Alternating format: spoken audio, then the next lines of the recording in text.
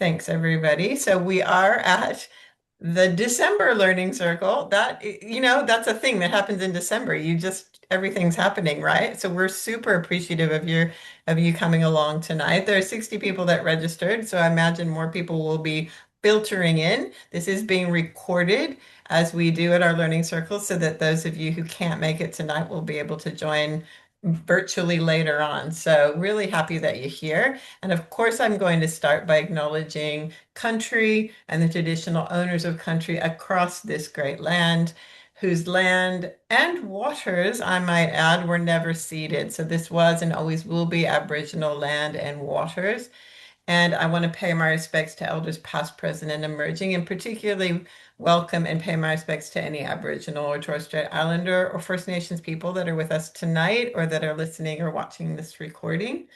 And we also at A²D² like to start by taking a moment to acknowledge this time that we're in and just reminding us that the work that we do during these learning circles, during all of A²D² business, has consequences for people and other than human people, species, lands, waters, both those living now and into future generations. So we're kind of like dedicating our work to that.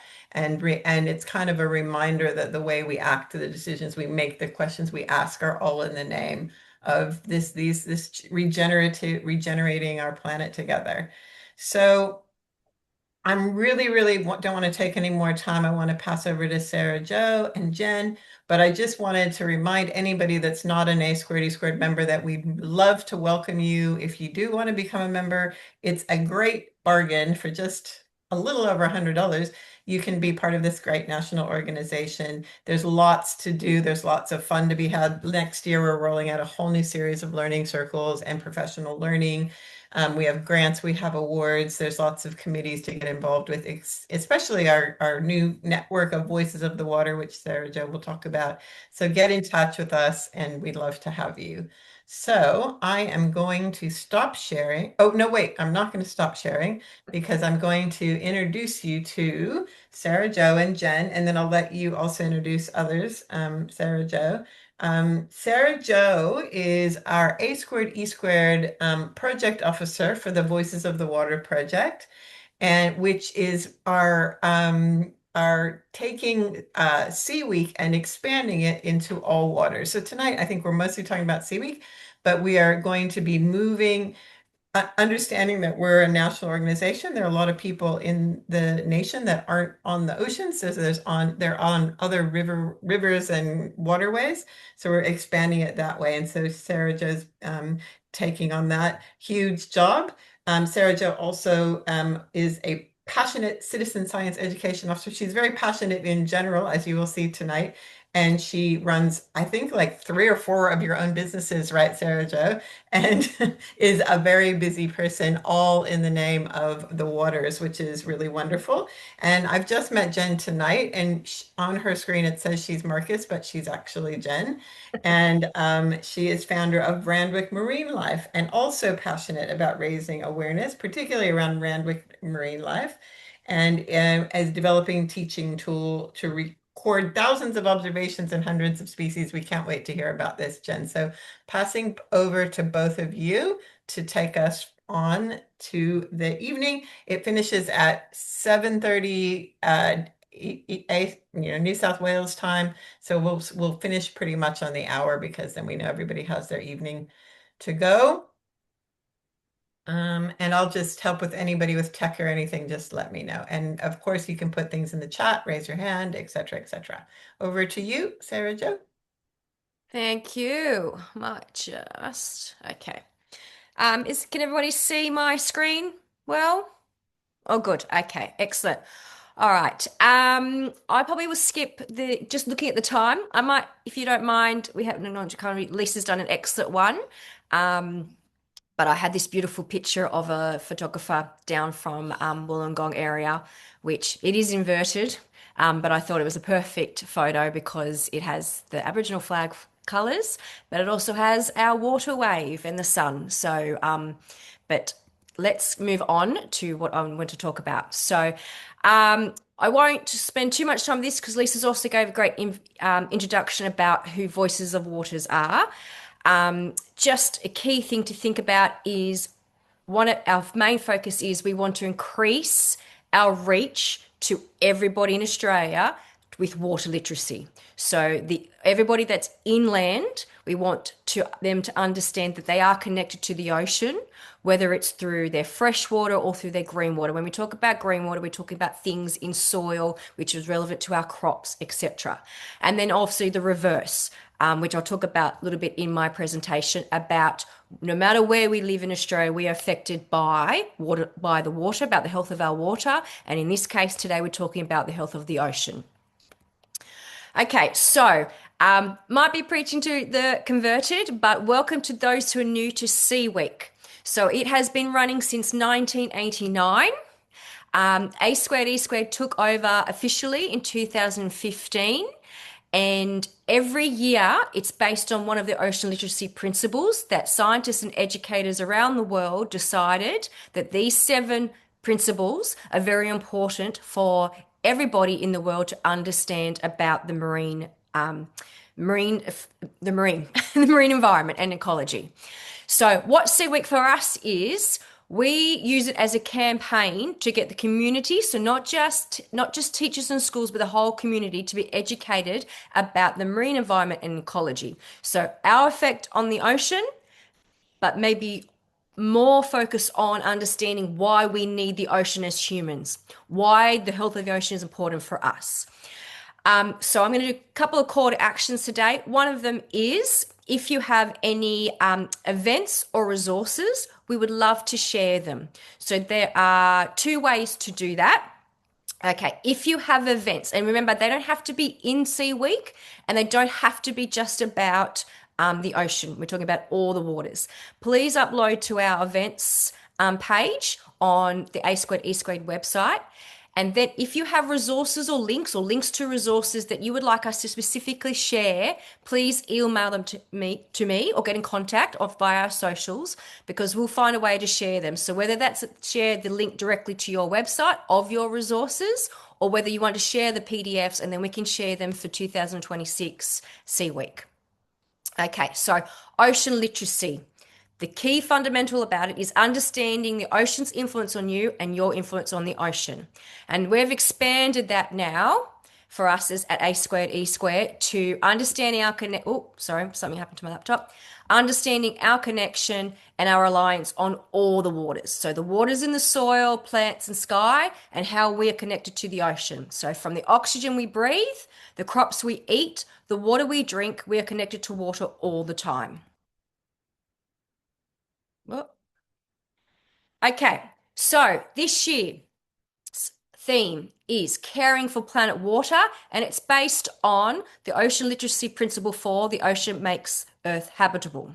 We've chosen the dates to align with New Zealand. So we've chosen 28th of February to 8th of March. Yes, that's longer than a week.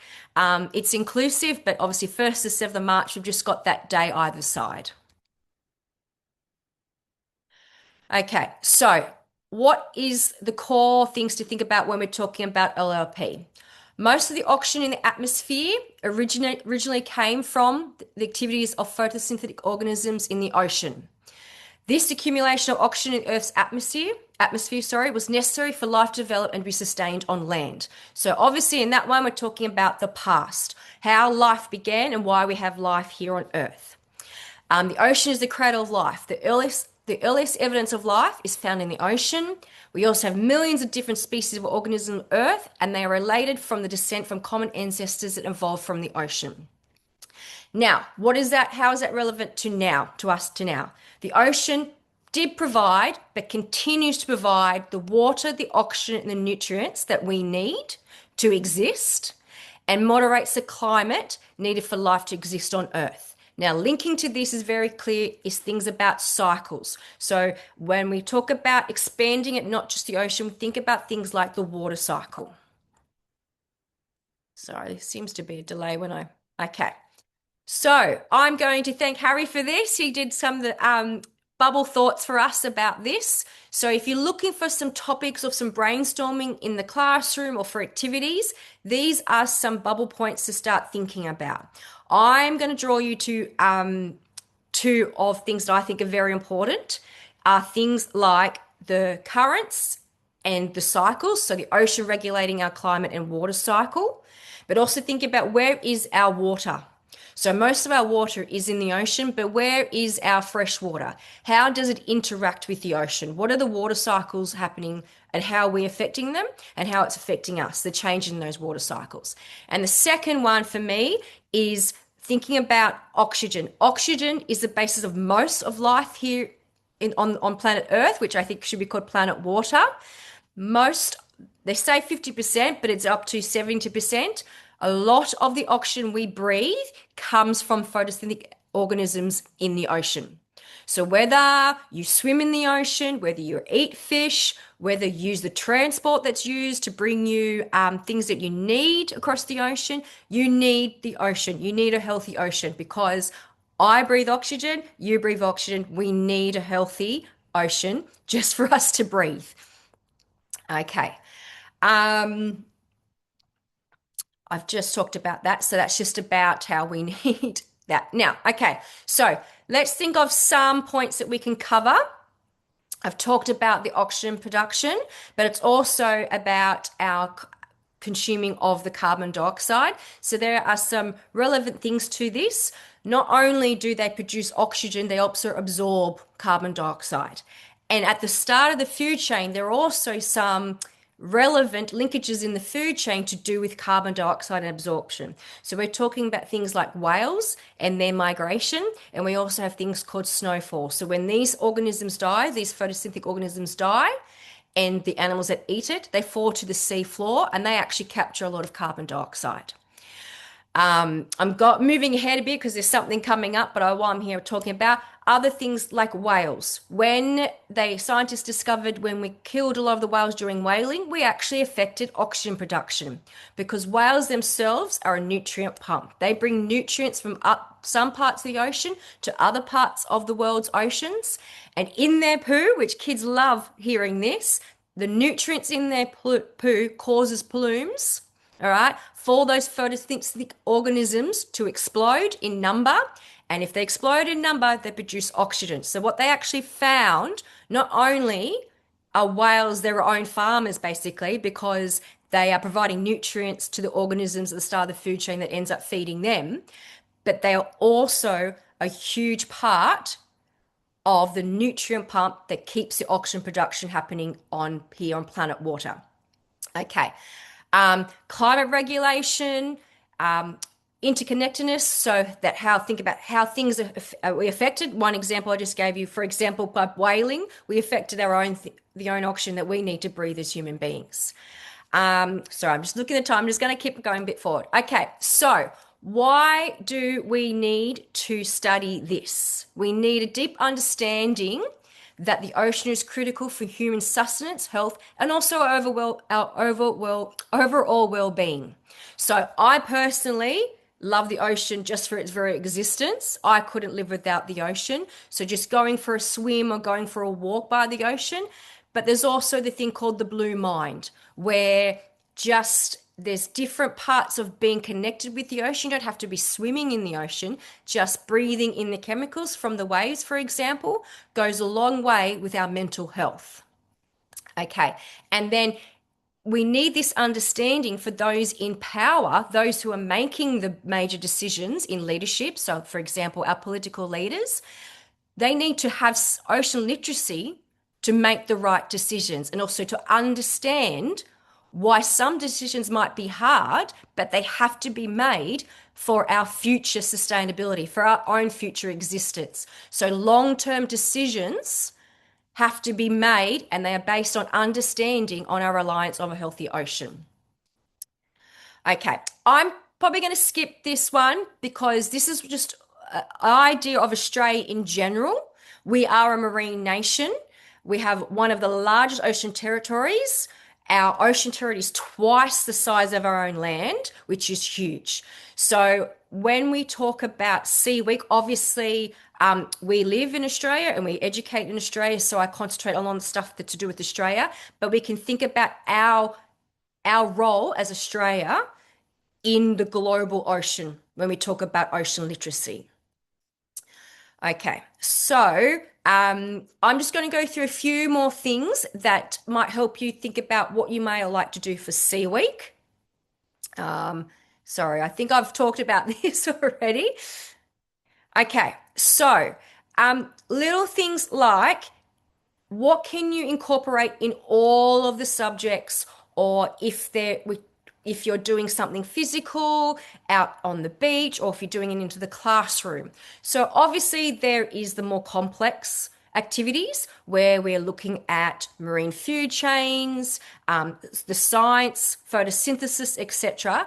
But there's other things to consider. So obviously I've talked a little bit about the weather regulation, the water cycle, but also other things like our livelihoods. There are a lot of people around the world that rely on the ocean. So from fishing, tourism, transport, medicines. So we get a lot of medicines and technology from the ocean. So by medicines, I mean things that help us with our disease. But also when we talk about technology, we look at animals and how they're designed, and they've also been incorporated into our own technology. So they are just kind of some bubble thoughts to think about what we actually mean when we say we rely on the ocean. Okay, so some simple ideas before I let Jen get talking, and then I'll introduce Matt. Some ideas don't have to be really complex for you to introduce. For example, you can start researching Indigenous First Nation names for your local plants and animals. So when you're doing your educational activities, you can link back to the past and their stories and their research and their connection to do with these organisms. I won't go on about it today, but through my connections with some of our local First Nations, we have learnt some things about the shells, for example, that are in the middens, and what that actually meant about the change in time of the abundance and the biodiversity of shells in our local area. Other things, for example, in mathematics, okay, we've been told it's hard to introduce ocean literacy into mathematics, but it really isn't. You have to teach skills and practical skills in mathematics. For example, when we do our graphs and statistics, an easy way to incorporate ocean literacy into that is you may use data or something from the marine world in that. For example, if you are doing pie graphs, for example, you might talk about the different species and how they're grouped. So in the pie chart, how many invertebrates in a particular area versus vertebrates, for example. The water temperature, sea surface temperature, how it changes over time, over the month, over the years, for example. So very easily, while you're already teaching your curriculum, there are things you can put in there that is ocean literacy. And I was talking about with Matthew earlier, how some of this then becomes quite easily unconsciously absorbed by our students, where they've learned something without even realizing it. The ocean literacy becomes part of their learning without being forced as something very complex. Right? Even things with our early learning students, when they're doing their physical movements in classrooms. Right? Things like how a crab moves. Why does it move sideways?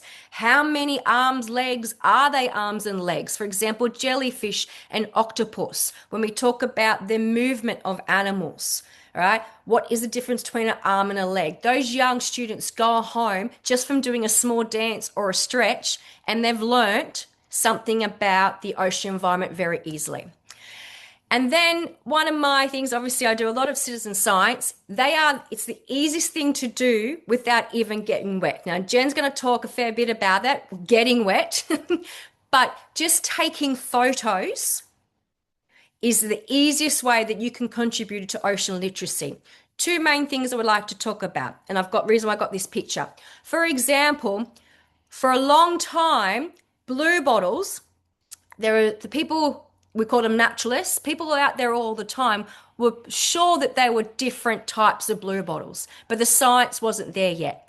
But from all the people around the world taking photos of all the different types of blue bottles, so all ages, uploading it to our naturalists, the scientists could then use those photos and data of where these particular types were seen and what they looked like. And they now have been determined that they are four different types of blue bottles at least. So that's taken a very, very, very long time, but that's based on people. When I say just, it's not just, but just taking photos has contributed to learning about the ocean environment. And one linking to that is, for example, the By the Wind sailor. They've got different shaped or sides of the sailor. And there's now finally been studies about how that affects where they end up, but also tracking where are they coming from. So they wash up on the beaches and people take photos of them, but now they can be tracked where they might be coming from. And linking to that, they found they're actually coming from the same area where microplastics and plastics are accumulating. So I'm going to stop there because I've talked a fair bit. I would love to get Jen to start. So let me introduce the two people very quickly. Jen's going to do introduction about herself. I've seen her PowerPoint. But Jen is very active outside in the ocean space. And she's going to talk a little bit about how she's incorporated ocean literacy over different age groups over the last few years. And then after that, we're going to have Matthew from CUC, who's going to talk about this project, this art project we've got, the competition for all age groups for SeaWeek 2026 that also has the curriculum links. So Jen, I'm going to stop sharing. Okay, cool. Thanks, Sarah Jo. And just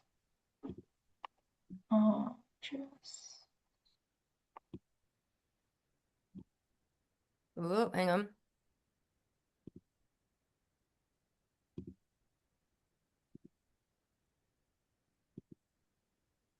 is it working?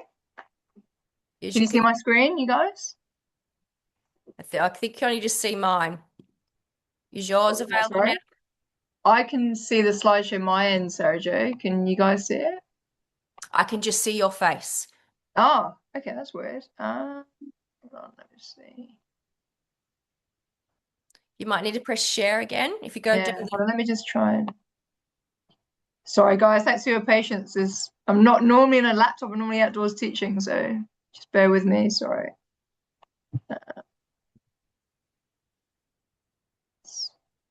Okay, I'll just go back. Share. Okay. Can you see my screen now, guys? No. No, not yet. Hold on. If you've got, so if you're pressing the little green button down the bottom. Hold on. Sorry, this is my son's laptop, so hold on, just bear with me. Sorry, guys. That's okay. So if you go, Oh, the green, hold on. yep. So if you're within the Zoom. Oh, so it says entire screen, this one? Yep, application windows. So mine says Is that working now? So can you see my slides now? No? No. What did you did you it was shared before we started. Did you don't know. remember what you did before to get it sharing? Hold on, I get my slide on, guys, sorry. We promise it was sharing. Do you want Matthew to share now? True outdoor teacher, quick. Can you help me? Sorry, guys. That's okay. What do you need to? I just need your help to share the screen again. I thought it was on this one for the presentation. This one? I don't know, you did it I before. think it's a thing that A2E could do is just like one? do Zoom learning for outdoor There we are. educators. Yep, excellent. Yay. There you go. Can you guys see me? I can. Yes, I Okay, can. hold on, I'll just do view slideshow. Excellent. Wonderful. Thank you. Sorry about that, guys. So, is that all cool? Is it It's all looking perfect. good? Yeah, sorry, because the irony is I used to work in the corporate world, so I used to be doing loads of presentations. So I'm rather embarrassed, but thankfully my team saved the day. So hi everyone, my name's Jen. Thanks for your patience with the tech issues, my end. Like Sarah Jo said, I won't do acknowledgement because I have got quite a bit of storytelling to jump into, but I do want to pay acknowledgement. I am living and working on Gadigal and Bidjigal land, and I'm very fortunate and grateful for the different teaching jobs I've got. So if I flick to the next slide, you can see I've got various pictures of my life, both my passions and my work life. I actually switched careers just before COVID times into teaching, and all my friends are like, "What are you doing?" They're all like burnt out, just thinking I was crazy. But my background is I'm from Hong Kong, which is a concrete jungle, but I did move to England for studies and yeah, further education, and my career started in London. So I sound very English. I've been here 20 years. I am a true blue Aussie now, but I am Eurasian, so I've got that mixed heritage. Before having kids, I did scuba dive, so I fell in love with the ocean in a different lifetime, and that's probably where my passion has been driving my sort of ocean advocacy and literacy.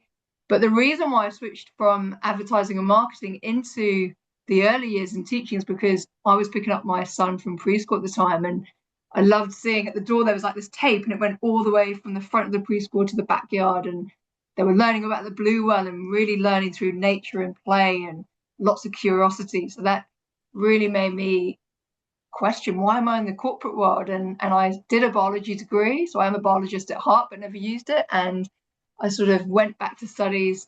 I sought out outdoor education, so I started off in beach kindy, I worked in bush kindy, and now I'm across, a bit like Sarah Jo, across various different jobs, teaching preschools in one job. I also teach at Botanic Gardens. I'm a learning officer there, so I teach both primary and high school students there with the First Nations team.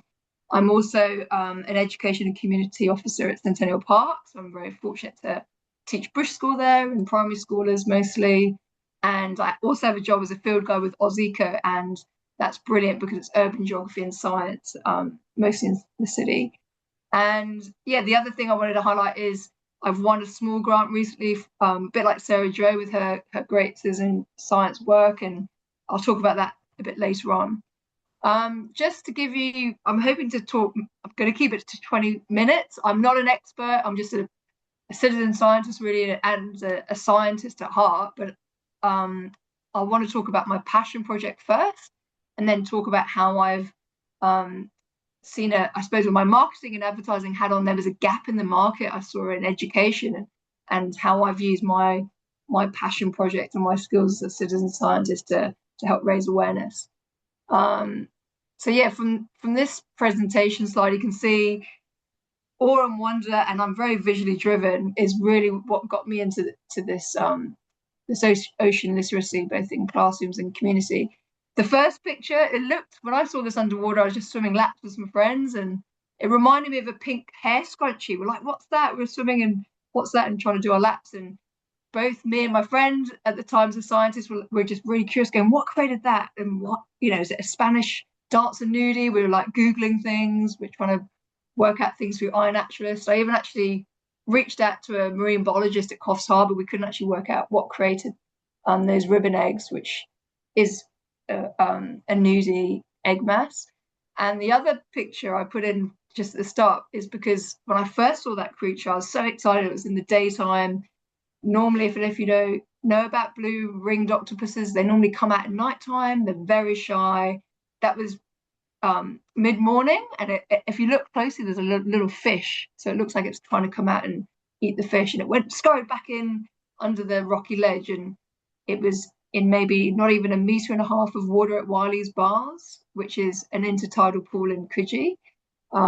So it is like you're swimming and snorkeling and freediving at the same time. It's amazing marine biology. But why I put that in there is because 5 years ago, I thought that was a blue ringed octopus, and luckily with some research on iNaturalist, that I found out was called a blue lined octopus. So that's how I got into my passion project. I was seeing things like the pink scrunchy looking like thing, or what I thought was a blue ringed octopus. I was like, what is that? And I was just hungry to learn more. This slide just shows a mixture of things I've seen over the years, and I was really fortunate. One of the first things I saw back then was 2 octopuses mating, and this was coming out of the second lockdown and COVID time, so everyone was doing social distancing, keeping arm's length.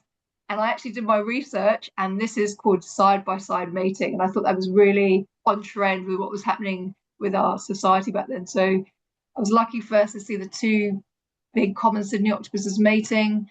I saw things like beautiful seaweed that no one really talks about. Everyone is looking for the big sexy stuff like the humpback whales and the blue gropers. But once I were looking at octopuses, I was like really slowing down with friends after doing laps going, oh, what's in the seaweed? And I was finding amazing creatures like this yellow and black thing that looks like a Pokemon. And I was looking at things that were getting washed up, like Sarah Jo mentioned, like Sailor by the Wind. So that's just a mixture of some of the amazing things every time I swam.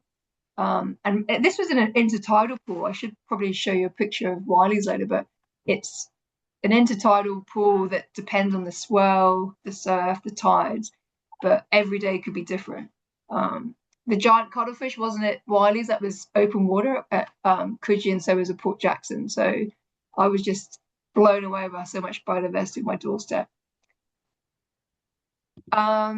And then, yeah, you can see in 2022, I actually started just a fun passion page, really. It was just to raise awareness about the observations I was seeing, mostly underwater. Sometimes it was rock pooling, and just trying to create some fun facts about some of the, I call them the locals of the creatures at the time, because I've lived in Coogee and Randwick for 20 years, and I'm always blown away by all the beaches and rock pools we've got. And we've got 29 k's of coastline, and the beaches and the rock pools vary depending which suburbs you're in. So back then I joined iNaturalist. It wasn't so big back then, and I was always learning and exploring both with people like myself that were just naturalists as well as proper scientists. And to add to my observations, I created a community project to try and galvanize communities. So if I bumped into someone or someone was as passionate like me and my friends, I said, look, please try and join our community project to help raise awareness. This slide just gives you a snapshot of some of the amazing ocean loving organizations and good people. When we won a small grant last year, it was great because Blue World acknowledged all the different works from both scientists, citizen scientists like myself. Some weren't even in Sydney. There were different parts of New South Wales that were just doing good stuff for the community and the environment. Now, if I talk about, so that's a bit about my passion project, but if I talk about how do you actually create change and action, and the reason why I left, if I'm honest, if I look back, I loved advertising and marketing and the people and the creativity, but it was a bit soul destroying, whereas teaching is so, probably a lot of you can relate to it. It's very rewarding, you give 200%. And what I love, I wanted to talk about first is with SOS My Preschool, we have a organization called the Gujiga Foundation, and they come in twice a week to our preschool to talk about Darawal language. They're from La Perouse, which is where a lot of, if you don't know Gadigal land, what happened with their colonization is a lot of the Aboriginals have moved out to La Perouse. So they've spent years of developing the language, and they're now teaching it both at preschools and primary schools now, and adults. And this is a good example of what's happening at my preschool. So they would only come in for maybe 15 minutes at a time for some of the groups. They learn the language through play, through games like Sarah Jo mentioned before. It's different movement games, or it might be songs. Sometimes it's through art. And I think this slide gives a good example of how some of the sea country words are then really embraced by their young, curious minds. So they would have heard the word yanaga, which means shark. There was junga, which is octopus. So all these different words were creatively expressed in different ways by the children. And I saw a need because I was looking at resources as a teacher, and I'm working with Masters of Education teachers and Bachelors of Education, so really highly trained professionals passionate about the early years. But none of the resources I found when I switched careers actually showcased things in my blue backyard. It was all about the Great Barrier Reef or just general ocean books around the world. So I saw a gap to extend the students' knowledge and to reflect on the Darawal language. and a way to raise awareness about the beauties in our blue backyard. So you can see on the first picture, there's a mixture of my laminated photos, just because early years, you need to be durable with resources. Ideally, it wasn't laminated, but on one side, it's my photos. The other side, I had the Daryl language. I also had the Rockpool Secrets picture book, which is by an Australian amazing author, and it's beautifully produced. So if you are in the early years, I recommend trying to get your hands on that copy. And there are things like sea hares and octopuses and crabs that I've seen multiple times at Wiley's and other rock pools on my coast. And then the second picture I've put in because it just showcases how kids just gravitate towards playing games naturally, be it matching the pairs if you mess up all the photos, or things like memory game or snap game can be done as well. So simple games, but like Sarah J said at the start, just keep it simple and the kids are amazed at what they do with their imaginations and creativity.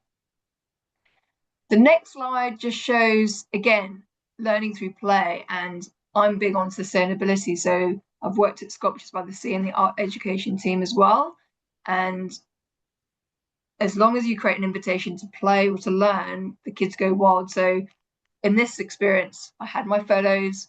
You can see there's a worksheet from the Gujika Foundation about where creatures live, and that was an experience, and that was out as a provocation. There was a few loose parts, natural parts on the table. So at the time, golden water was in season, hence that was put out with some loose parts like fallen treasures. I call them like leaves, anything found on the ground was put there. And spontaneously, the kids just made and told us as educators and teachers, hey, Jen, I've made a Lebanon sea star, or hey, look at my, they didn't say stingery, but they're like, hey, look at my stingray. So there was lots of reflection and I suppose extension of their both English language and Darawal language with the clay and their imaginations. And I just put in this slide. I know there's a lot about Darawal, but I thought it was relevant because I loved how months later, when they moved away from sea country words to other words about body and kinship, I heard in the playground, and I did this as an observation, one preschooler spontaneously sang a Darawal song and then lined up my photos that were out in the backyard. And I asked her, I didn't actually hear her singing, but said, oh, that's interesting. What's your story? And she said she was then singing all the words. And this is a song we were practicing for our Christmas concert. So I thought that was a beautiful example to show how 0 to 5, why I went to that age group is because your neurons are growing the fastest. And we always say we're not daycare, we're early years education, we're the foundation of life learners. And there's a lot of disrespect of early years teachers, but I think what's amazing is we are like the brain architects, and this is a great example of all these curious, creative, imaginative learners. The next slide is just showcasing ocean literacy through zine making, and I knew nothing about zines till about maybe 4 or 5 years ago. I went to my first zine fair. There's an annual fair if you're interested at Marrickville Town Hall. It's a whole different world of different cultures, a lot of creators and artists. I highly recommend you going to one if you're not in Sydney, somewhere in your neighbourhood. I went there and was blown away. I actually had a store with a friend at the time, and I was raising awareness through our zine making, but I brought that practice back in. One was through ocean literacy to create awareness about the blue creatures in my backyard, but the other thing was sustainability, because so many children were just ripping through paper and not using both sides of the paper and thinking they're making mistakes. So it was twofold of why I created zines. And I won't talk to all the practice of how we did it, but I could see as a teacher, and I've seen it over the years, that children, once they get shown how to make it with the folds and the cut, they have so much confidence and so much agency, and it's beautiful open-ended creative expression because they can draw, paint and collage. And I've acknowledged on the second photo some of the zine makers that I've bought from and how that has really inspired their creativity. The next slide is something I got from an Ocean Lovers Festival community day. There's a organization called Spot a Shark, and I think Sarah Jo is going to share their resources at the end. Again, this is citizen science, and what I loved was they were creating awareness at Ocean Lovers Festival last year with a community book about how to be a citizen scientist. Like Sarah Jo mentioned, it's all about anyone can be a citizen scientist if you've got a smartphone or phone. And they had activity pages that were colouring as well as matching pairs of the grey nurse sharks and talking about the spots and the patterns of their body. So I kept it really simple. I personally don't like colouring in pages. I believe it should be open-ended art, but for this purpose, I brought them in because they were engaged about citizen science through my work, and it just extended their learning to see another organisation do it, as well as a lot of pattern recognition, numeracy, and colouring. During Science Week, so I'm just mindful of time, I don't know if you guys would have heard of CSIRO's Wild Watch project. If you haven't, I encourage you to look online for it, but they did the first citizen science projects trying to raise awareness both with students, homeschoolers, families, teachers, saying everyone please get involved. I think because statistically we know there's been such a disconnection with nature. I think the stats are 60% of us are disconnected versus the old days. So I was building on the preschoolers' curiosity to learn through their love of Darwin and sea country. I brought in a special book that came out recently, called Searching for Treasure. And again, that's beautifully printed. It has ephemeral art. It's something I teach on country, where it's temporary art with fallen treasures. So I was matching some of the picture book references from Searching for Treasure with washed up treasures I found on Coogee Beach. If you're not familiar with Coogee Beach, we've had 2 massive storms the winter just gone. I was finding washed up sponges. There were a lot of port jacks and shark eggs at the time when I was teaching. So I don't normally take from the beach, but it was purely for intentional teaching. And you can see spontaneously the kids were picking up things. It was very tactile sensory experience. They spontaneously painted with stuff and inspired other students to do so. So that's something I talked about. I encouraged them when we went out the gate, and this preschool's lucky to back onto country. We did our own citizen science with an iPad and uploaded that to the CSIRO Wild Watch project. This slide I really won't talk to is just showing that there were overall there were loads of people. Nearly 3,000 people participated during that week in Science Week. There were nearly 5,000 observations, and I think this will be the start of something big that they're trying to snowball across the country just to get everyone actively involved with science. The next thing I wanted to talk about, was community engagement. So I have been volunteering the last couple of years with Randwick Eco Living Festival, and that's a mixture of volunteers, there's education talks, there's people that showcase the latest in sort of eco living. So the last couple of years, when I first did it, it was a friend and I. She was doing a bit of zine making and raising awareness about animals, plus our Randwick Marine Life project. And then we were doing what I was doing at preschool, just inviting community while we were talking. If they wanted to make a zine, they could look at my photos, they could look at picture books, and then they could just learn through art. This slide here just shows really clearly how they were inspired. So even, I would say the average family probably stopped between 10 to 15 minutes, because once we got talking about what they liked doing at the beach or where they liked to hang out and what they knew about the blue critters in our backyard, they would then flick through the books or zines and then start, making their own zines based off either their creative imagination or what they saw on the table. And again, here's just more examples of what some of the kids like. This zine that's opened up here, it actually went so far as things in his memory bank, like a horse. I'm trying to read upside down. The horse, can't read it. Is it a horseshoe crab? And something else that he talked about, coral. I didn't talk about coral that day. So it really showed that they were looking at both my observations, but also their bank of knowledge and really extending their knowledge through zine making.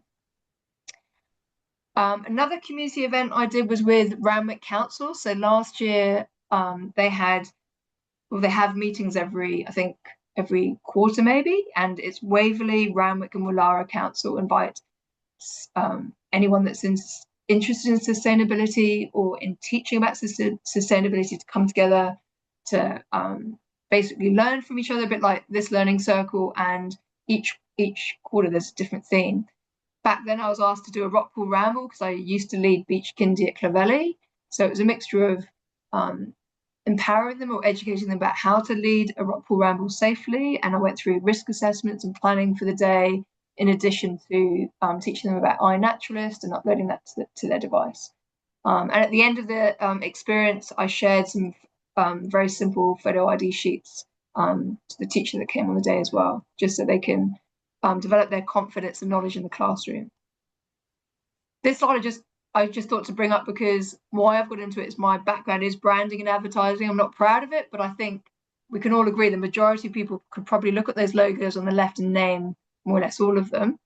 But I question, could the majority of people in your network or your community look at, a Waratah or Gaimea lily or like some of the blue critters in your backyard and name them? So I thought that was a nice quote from Dr. Joel Gator there. Probably won't talk to this too much, but I think what's interesting is through my passion and volunteer work, I actually got hit up on iNaturalist by the New South Wales Aquatic Biosecurity team. So that's a good example of I'm just taking photos, trying to learn and help both community science and real scientists. But this is a good example to show that this is actually helping, this potentially this Mediterranean fan worm, I'm guessing is biofoul and maybe came from a ship from Europe. But as a result of my naturalist observation, I actually did get asked to meet up at Wiley's, and I got told more about other invasive pests. Again, this is just a slide. I'm just conscious of time. This is a slide just to showcase there are other passionate ocean swimmers and explorers out there with the same camera as me. We're still friends. We've got a club. We try and get together and do bioblitzes together, like sea slug census. There's a big one I encourage you to look up if you love exploring called the Sydney Coast Hope Swap. That was a big thing earlier on this year. The whole of March, anyone could rock pool, look at washed up treasures on the beach or underwater. Observations were counted to this big marine bioblitz. So that's something I did with some friends. I think the main thing I've noticed is there's no real teaching resources for where I live in my blue backyard. So with my passion for education and underwater photography, I first created these underwater and rock pooling locals photo IDs for the Wileys. And my friend Chloe helped design and put that together for me, so it looked pretty professional and slick. We then sort of had a bit of a joke, and sometimes we were doing spottos with friends and families because, just so you know, like we were always looking for different things and we knew the amazing biodiversity, but a lot of the locals going, what did you see? And they assumed it was an octopus because Wiley's is famous for octopuses, but I'd see things like the umbrella slug one day or another time a different nudibranch. So really for me, photo ID sheets were education and raising awareness about all the marine life and plants, which is something people overlook. Probably won't talk to this. This was a community project for Randwick Library, but it was creating a zine out of my photos that matched that picture book. This slide is pretty important because, like I said, plants don't really get much airtime. I think I've known about it through my 20 years here because of art projects and science projects, but this is just a slide to explain the importance of seaweeds, how everything's connected. We're lucky that Operation Crayweed and the professor that works on that lives down the road from me, and we have some crayweed that's been replanted where I've been doing all my swimming and research, which is outside Wiley's. I won't talk to this, but this is another community event just to showcase passion and photo ID sheets. I don't know, I'm guessing a lot of you are ocean advocates, so you probably do know about the Great Southern Reef, but I've noticed a lot of people don't, which is why Chloe and we're still in pilot phase, but we've got like an idea of a reusable book that could be thrown in your beach bag. It could be given out to schools if they're doing an excursion, and there'd be like A5 size, and on the front it would be a bit about the Great Southern Reef, and then within it there would be more information about the marine critters. So these are just more examples of photo ID sheets, but we thought Wiley's was probably quite a niche area. We wanted to go more wider, so this is why you're seeing ones that are Great Southern Reef for different purposes, and they've been given out to different people in the community, and we plan to share these with the Ocean Lovers Festival next year as well. I won't talk to you much about this, but we thought it was really important to have venomous and stinging creatures, only because I've been here for 20 years and I know as an educator and a teacher on beach kindy, but I've met so many people that don't know how to treat things like the blue bottle sting or a red urchin at Wiley's or along the coastline. So all these photo ID sheets I'm happy to share at the end, and I think Sarah Jo and Lisa will upload to their website so that you can read more about that later. Thanks. And then this was just an example of why we think things like Spotto for kids. If me and Chloe are working on this reusable book, if we've got little sheets that have things about plants or animals or nudibranchs and fast facts on the back, it's something they can either take out when they're exploring with their teacher or with families. It's reusable, we're hoping, so it's sustainable. And then we've got some fast facts. So wherever they are, they can use that and it's easy access. So watch this space, that's yet to be launched. And at the back end of this booklet, we want to do something like, what can I do? And it could be simple as joining a beach clean or a coastal cleanup. It could be visiting the Bondi Ocean Lovers Festival, which I think's in the 5th or 6th year now. Or it could be citizen science like Sarah Jo and I have been doing. I won't talk to this. This was a library workshop with zine making. So that was something I did with 8 to 12-year-olds over the last school holidays on World Octopus Day. Again, it was like preschool world, loads of ideas, loads of creativity. I love this talk. I went to Ocean Lovers Festival. The key messages coming out of this talk that was between Dr. Leonardo Gueda, who's from the Australian Marine Conservation Society. There was Underwater Earth, who was on that panel, and also Jenny Turpin, who's an amazing artist, and she's passionate about seaweed. Everything is about how you say it, and it's behavior changes emotion first, and then the facts, and connecting people to place and natural elements. So I hope you would have seen in my examples, I'm very visual. I've been in the advertising world. My angle is everyone loves animals, right? And there's so much biodiversity. So I've been showcasing pictures.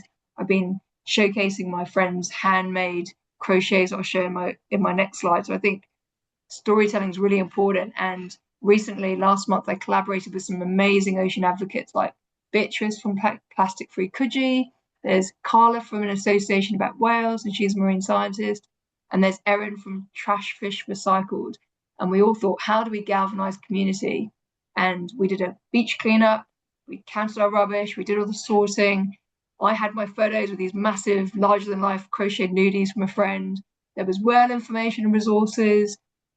We also had someone came along last minute and came with all these little toys that the op shops couldn't do anything with. They would have gone to landfill. So that was our way of trying to connect to community, get them to think about the rubbish when they've collected and counted it, and then they were upcycled to key rings, which I think is fantastic. Something they tangible, they can really relate to and use at school.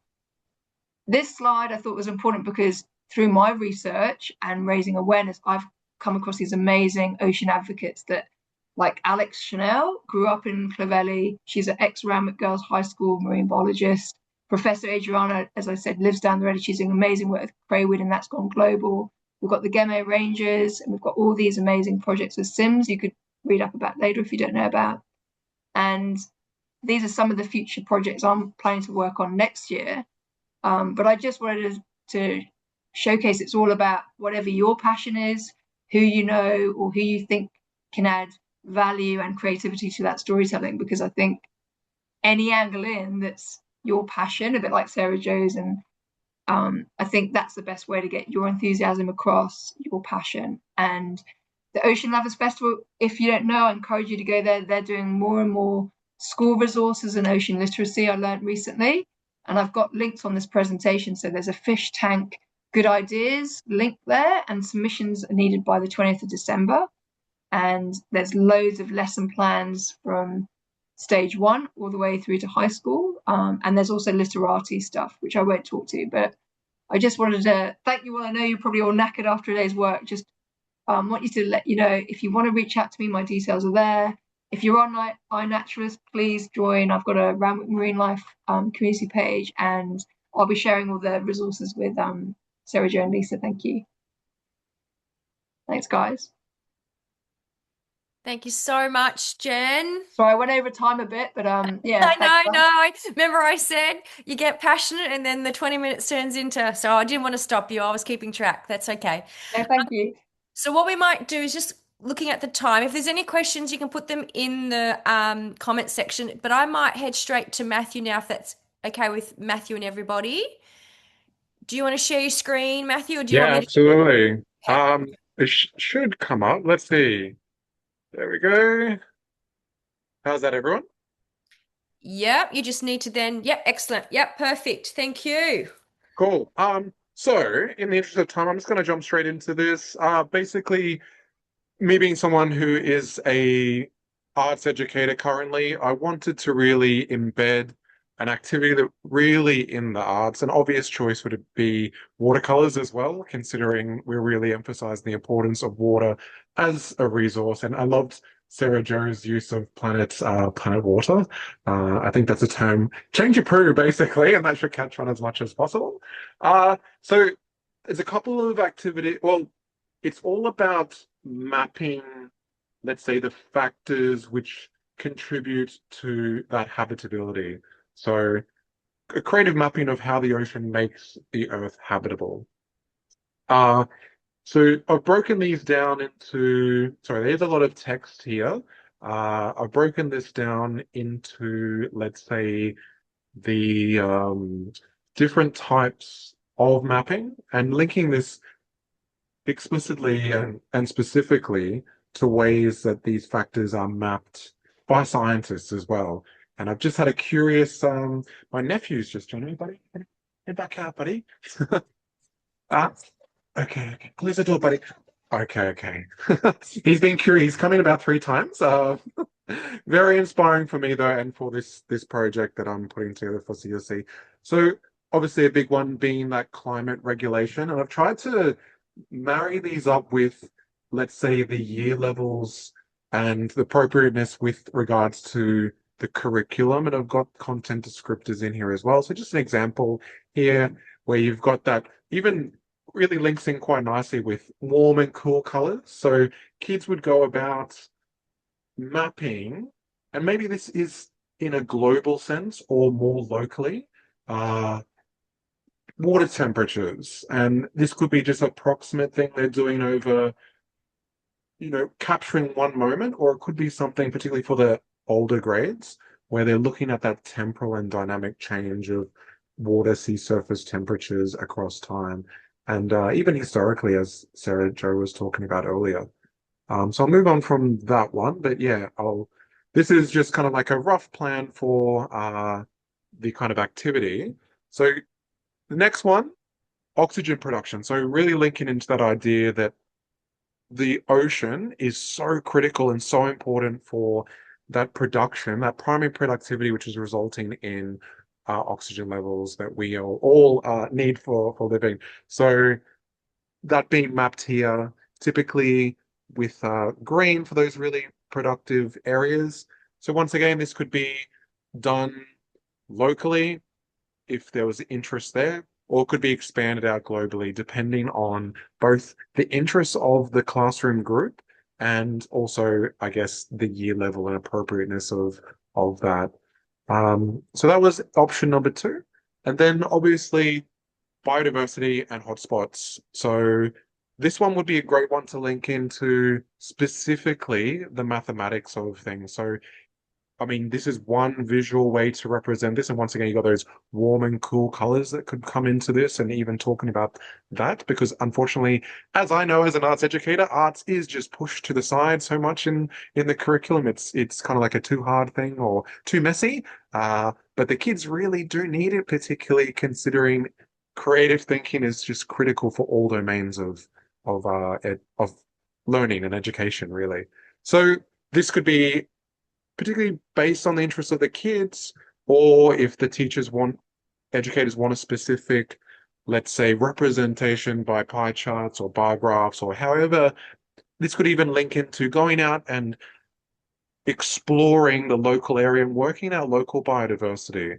Or if this wants to be kind of like a broader, kind of like investigation, maybe even tapping into iNaturalist and having a look on, or any other kind of resource where they can get data and represent that data in a visual way. So once again, just curriculum links in there. And then the fourth one that I was considering in this uh, visual representation of things that make or issue factors for habitability of our oceans would be those resources. So as Sarah Jo was talking about earlier, tourism, medicines, technologies, whatever it was specific that maybe and as all educators know, when this is linked to the specific interests of the kids and picking one of these that's really of importance to them and going with that, you're going to really get that engagement. So, however, and I figured this one might be one of those options that for the other three, it was, I was thinking, an obvious one was watercolors, but this could be something that is represented, however, whatever's meaningful to the classroom group. So there's a little bit more movement for options there, I guess. So once again, I've just gone about scale, local and global. So that was my primary, the activity that I'm kind of putting together for primary years. Then for early learners, one issue that I've really encountered working in a early learner space, so that's how I started as an educator, was in science and art education.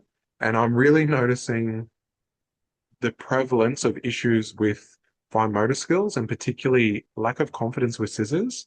So me and Sarah Jane kind of like came up with this idea together, really. It was cutting, or let's say a template that has dash lines that you usually use for practicing for cutting, and have that be representative of different, let's say, energy levels of waves. So you could have like a gentle ripple and then go up to high energy wave and have kids cut this out. And so this could be paper. You could print this on colored paper or print this on regular paper and then go over this with watercolors. And then you can even meaningfully use those colors to represent energy levels. So I was thinking like a lighter blue for calmer waters, a darker blue for high energy waves, but really that could be whatever the kids immediately come up with. And I mean, I'll skip. This is also just curriculum links in there. Some of this stuff about timelines.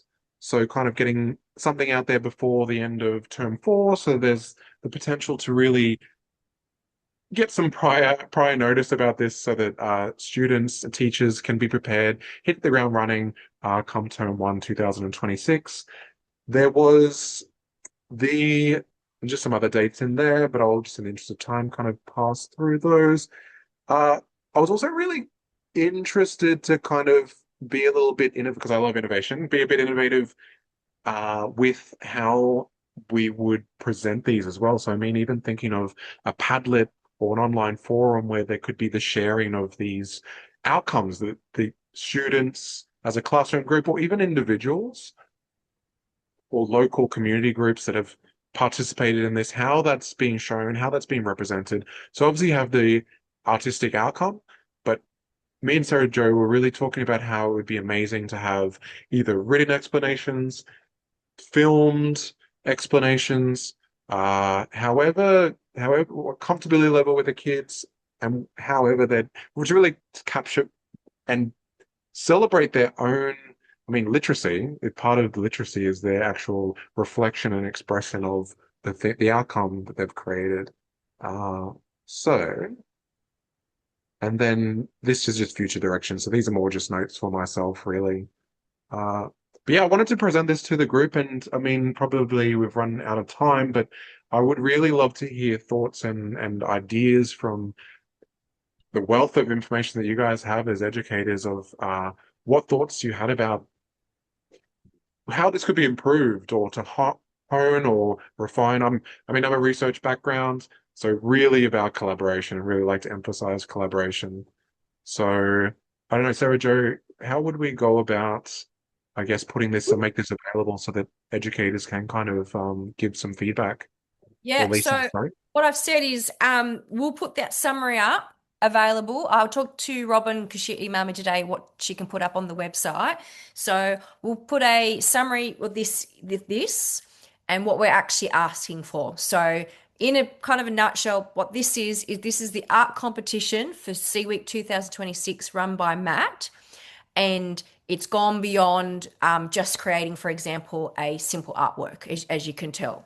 So it's incorporating the curriculum, but actually getting some really good ocean literacy in that. And then the idea is then if we get the information out now, so this information out to the schools and early next year too, then hopefully then we can have the entries in before SeaWeek rather than running it during SeaWeek.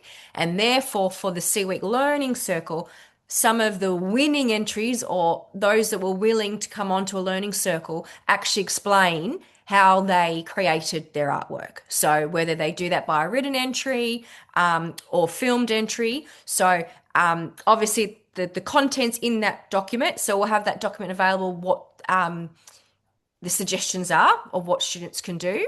And I guess Matt was just asking if we thought if there was anything you thought should be changed, added, or if you're fine with that. But if anybody wants that sent before it's up on the website, just let me know and contact me. I can send that to you directly.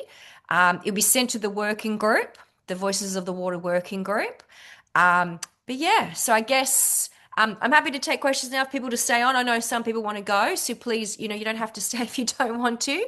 But if you want to have chat to questions for Jen or Matthew, we'll open up the floor. Is that all right with you, Lisa?